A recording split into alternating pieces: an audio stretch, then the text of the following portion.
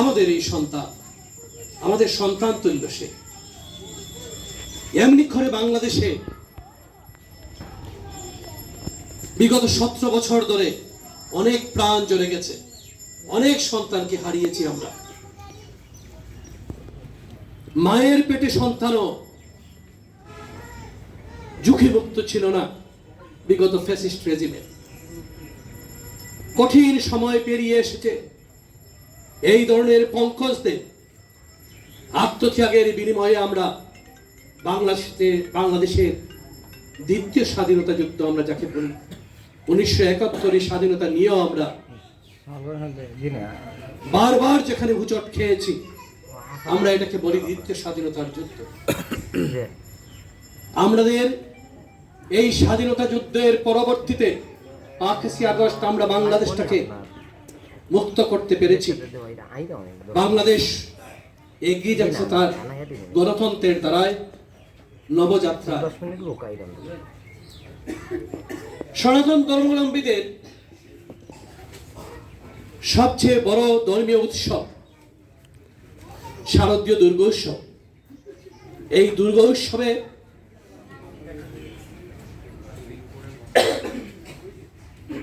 আমাদের নেতা আগামী রাষ্ট্রনায়ক তারেক রহমান, যিনি বাংলাদেশের প্রতিটি ইঞ্চি ইঞ্চি স্থানের খবর রাখেন, যিনি অনুভব করেন এই দেশের প্রতিটি নাগরিক, সে মুসলিম হোক, হিন্দু হোক, বৌদ্ধ হোক, খ্রিস্টান হোক, সে এই দেশের নাগরিক, সে বাংলাদেশী।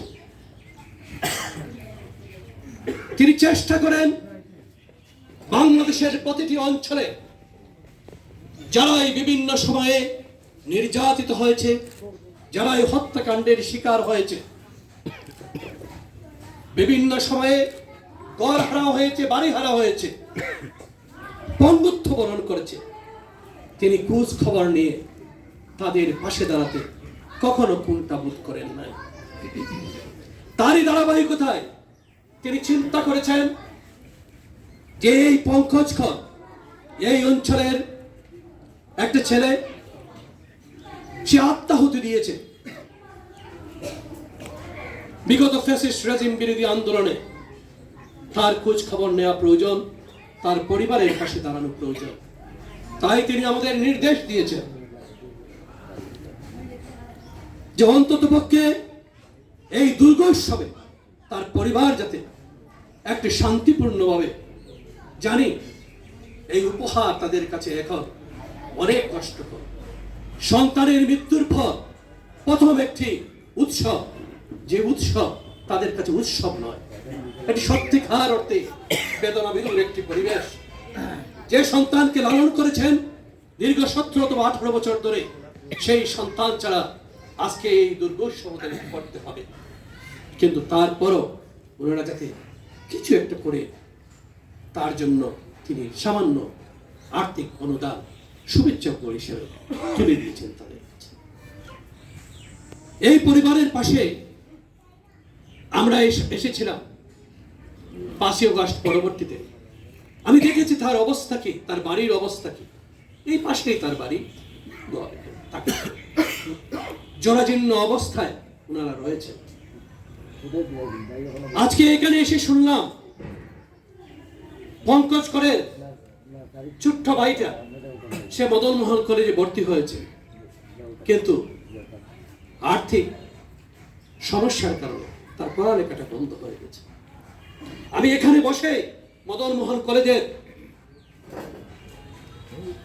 যারা রয়েছেন তাদের সাথে আলোচনা করলাম, এবং আজকে আমি তার পরিবারকে একটু আশ্বস্ত করে দিতে চাই, ইন্টারমিডিয়েট পরীক্ষা দেওয়া পর্যন্ত তার যতটুকু সে পরীক্ষা দিবে, পঙ্কজ কর আমাদের কাছে নেই এখন, তার ছোট্ট ভাইটা রয়েছে, আমরা তার দায়িত্ব নিলাম।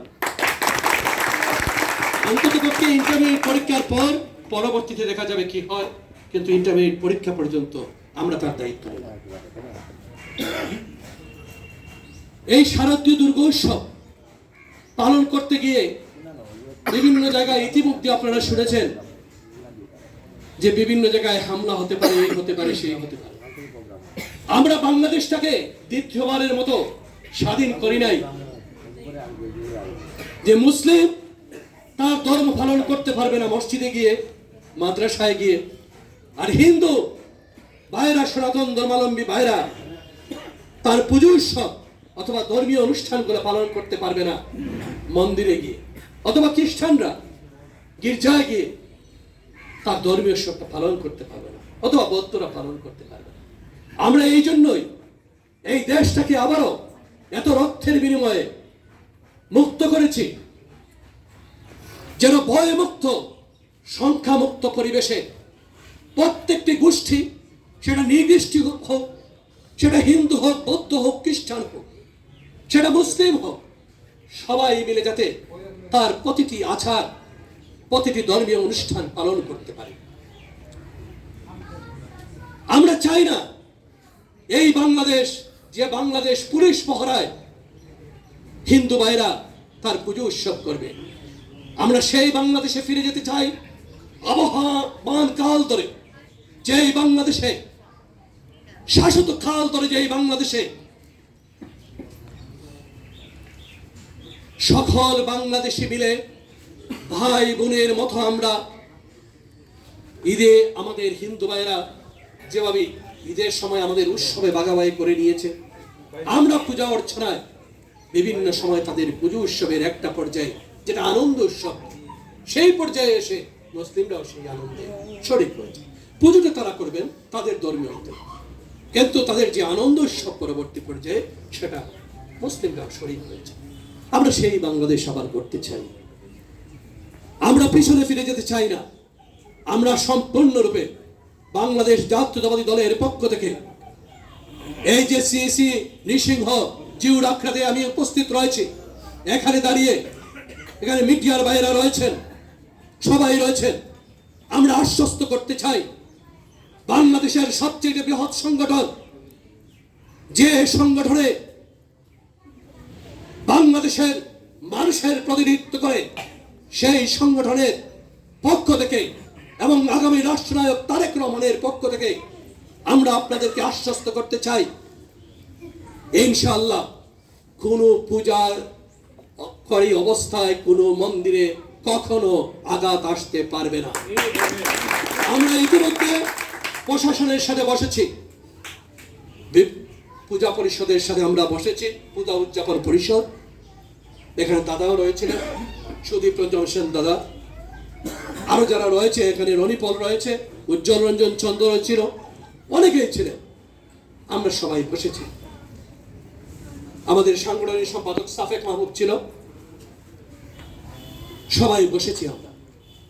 আমরা সবাইকে আশ্বস্ত করতে চাই, এখানে সনাতন ধর্মাবলম্বী যারা রয়েছেন, যে আপনারা ভয়মুক্ত পরিবেশে, সংখ্যামুক্ত পরিবেশে আপনারা আপনাদের পূজা উৎসব পালন করুন।